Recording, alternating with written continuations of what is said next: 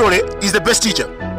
Ahene chipembere anandidwa malo, akaphwiti banda anandidwa famu kunchinji, Auto Nchirwa anandidwa chilichonse, akanyama chumi anandidwa malo, katundu, mabuka ku banki.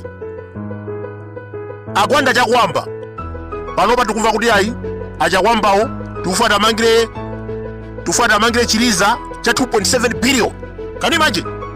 Koma achakwamba anamangidwa ndi MCP 1981, atamangidwa anakhala kundende zaka 11, analanda chilichonse, mabuka ku banki, ng'ombe zawo, minda, chilichonse analandidwa.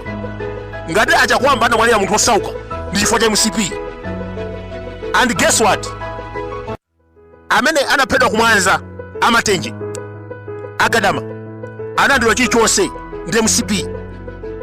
Amagwisa ntchito lamulo limene anakhazikitsa kamuzu 1966 for Future Act. Leronso mnyamata ameneyo wamkono modzi akugwisa ntchito for Future Act. Akuti ayi we are using for Future Act polanda katundu wano machisale. Amalemu achilima asanamwalire anagula magalimoto. Tikunena pano akuchita failo mumva posachedwa azigwisa ntchito anthu osiyanasiyana kuti chilima katundu wake alandidwe. Kulakwa kwa nkhani yonseyi amene chilima anapita kuchikangawo ndikupempha kuti pakhale commission of inquiry. Lero angotulutsa nkhani zambirimbiri. Achilima anali ndi ngongole 4 billion, achilima anali ndi ngongole 100 million. Zonse zija ndi maplani ofuna kusaukitsa.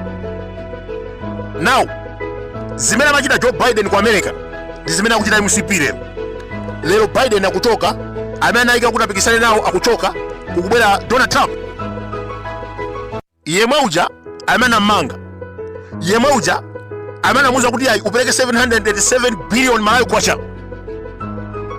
Leronso UTM DPP ikuzunzika, akuti ayi anoma chisale katundu wa mtilanda.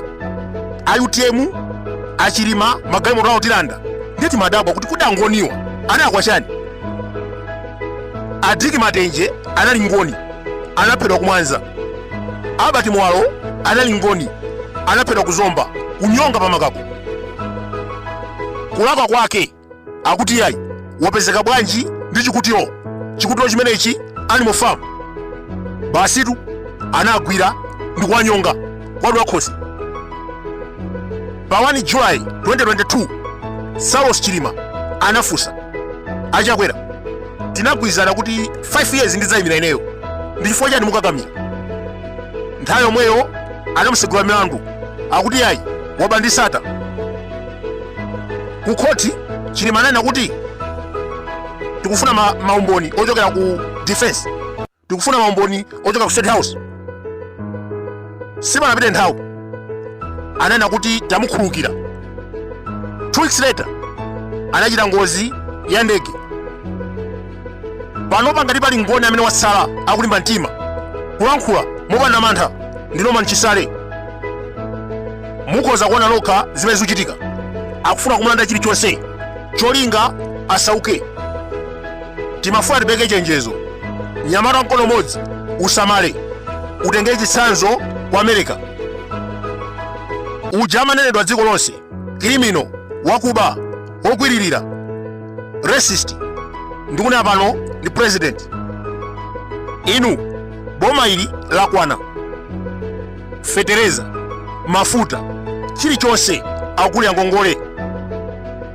Ndikunena pano kalembera kuchitika, aliyense akalembetse. Voti yanu ili ndi mphamvu yosintha zinthu m'dziko muno.